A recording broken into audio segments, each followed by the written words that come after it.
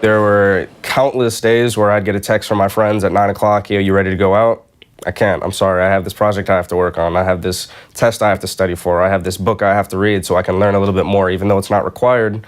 I want to do it so that I can get that edge, so that I personally know that this is not only what I want to do, but this is what I want to be the best at.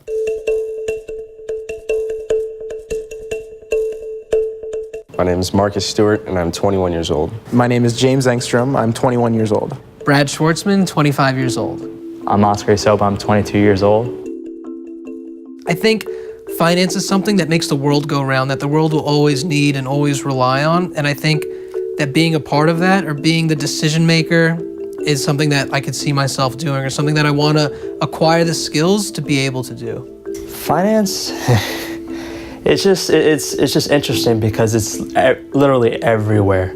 During the 2008 financial crisis, my mom was one of millions of other Americans who lost her job in the crisis. And so at some point it dawned on me, if finance is something that can destroy so many people's lives, it might actually be worthwhile to study up on it, to be educated on it.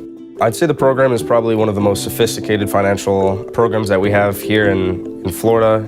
Dr. Knight, he's one of the most, if not the most ambitious professor that we have at FAU. He's constantly trying to advance the university. Learning all of these different skill sets and all the things that Dr. Knight has explained in class, all the fundamentals, all the industry analysis, all the macro economic variables and trends and what's happening in the economy right now. This is a great program for the college, and I think it's a great program for our region. So it's a very rigorous program. It's very difficult to get through. But when you come out, you will have great opportunities. This didn't exist without his vision, seeing the need, making the case to build out this room, create the resources, and put all of you here. Some people like to golf, some people like to swim, some people like to run. I just like finance. I like to engage the students. I like to bring in things in the classroom that are real-time, pragmatic, yesterday's news literally, as opposed to, well, this happened 5 years ago or 6 years ago. I try to keep the teaching real-time, if there's such a thing. Intense. Intense is the word for Dr. Knight. I'm under the belief that there's 4 kinds of professors. There's good and tough, there's bad and tough, and then there's good and easy and bad and easy. Dr. Knight definitely falls into the category of good and tough, which I think is the best kind of professor to have. Tough love. What he gives us is a lot of tough love, and there's times where I think he's too tough on us, but at the same time that makes us reach another level that we might not have known we were capable of. A little intense, a little nuts. It's my personality, because I think top tier performance is something that's earned. It's never given to you, and it translates well in sports or any other activity. If you want to be the world's best guitarist or violinist or whatever, you have to practice. Well, in finance, for those that are successful, it's pretty high, because it's a very tall ladder to climb. Good morning, class. To continue with our lecture as it relates to capital markets, today we're going to look at Microsoft's earnings that were released last night. They missed estimates. I remember overhearing some conversation this morning about being down a couple $1,000s in the trading scenario. Is that right, Marcus? Is that? Some of the strategies we've been using, a lot of the more advanced option strategies, iron condor, straddles, butterflies. We've been trading stocks. We haven't been able to trade bonds, but currencies, ETFs, and even just entire indexes like the S&P or even the VIX. The trading room, I think, is pretty awesome. And I've had folks from other schools in the Northeast come down that they've never seen anything like it, because it was designed specifically to be a trading room. The trading room is state-of-the-art. So we obviously have the ticker tape along the room constantly going. There's 2 big projectors, there's a great sound system. We've got Thinkorswim, we've got Bloomberg here in the classroom. So there's the Analyst program, and then there's the CFA team. How do you decide who gets to compete in the research challenge? Sure. Well, out of the Analyst program, I try to identify what I consider to be the top talent of the group. They're articulate, they presented their argument in a logical way, and they defended their position on why certain industries were better and how these businesses could actually grow without knowing anything about them. When I first got the email that said, I was picked as one of the 4 students to represent the school in this program, I was scared. The first thing I thought is, I don't know how I'm gonna do this. Because you need to make sure that you represent the school well, you represent your professor well, and that you really put your best effort forward. And what that means is time. I was excited. I was really excited because we get to go and we get to compete against every other Florida State school and then have the potential to compete on a national level. The CFA Institute Research Challenge is a competition very similar to the NCAA tournament where university students compete and have to research and value a publicly traded company.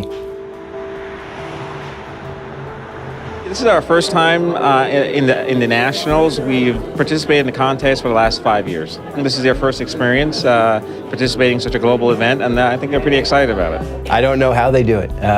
It amazes me every single year. I know the first year that I helped out with the competition, I think I said the students spend 50 hours, and they all shook their heads. I said 100, and they all shook their heads. So I was blown away at how much time that they spend and how seriously they take this. So cumulative effort was well over 1,000 hours of research, writing the actual equity research paper, and then preparing the presentation. We gave up Thanksgiving, we gave up Christmas, we gave up New Year's just to be able to submit this and get it done at a high level. They are outliers relative to their age group because they're willing to do the hard work, and it's obvious they signed up for this program, and I interviewed every single one of them. I told them, do you realize that over the holidays, when you're trying to spend time with your family, you will be doing research. You're going to be on the Bloomberg terminal. You're going to be building spreadsheets. I don't want to hear about your girlfriends and your grandparents and all that sort of thing. And they all said, no, that's fine. We get it. We had a great dynamic. We could all work together flawlessly, and I think that it really paid off. Yeah, one more. Yeah, there you go. Chemistry is there. It's like a brotherhood at this point. We've rehearsed so much. I think we answered all the questions well. As a team, we really operate as a unit, and we're able to bounce off of each other's ideas on the spot, which is, I think you can't teach that. It was fantastic. We practiced so hard. We put countless amount of hours and effort, and we couldn't really do anything else. We have literally no regrets. A friend of mine is an ex-Goldman guy, says this all the time. There's always a scorecard, right? And the scorecard is a W. And once you have the W, then you move on. But we'd like a win.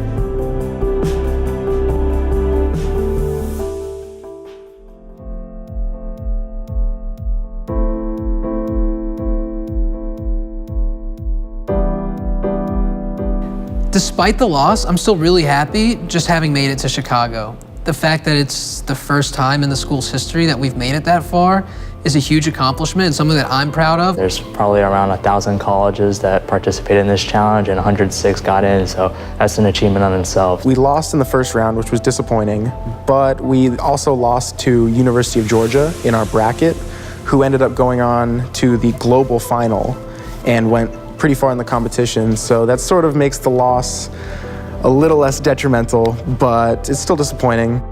I tell them all my single objective is for them to go out and be successful. All of the pain, all of the hard work converges into one point, that is their success, and that's critical.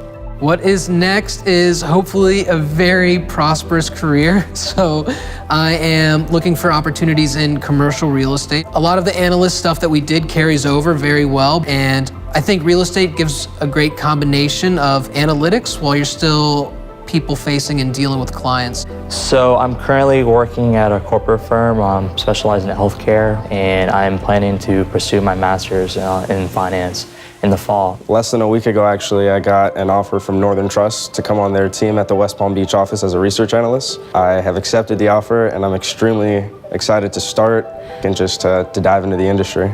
I think that the friends that I've made in the analyst program are going to be friends for life, especially the CFA team, just because we spend so many hours together.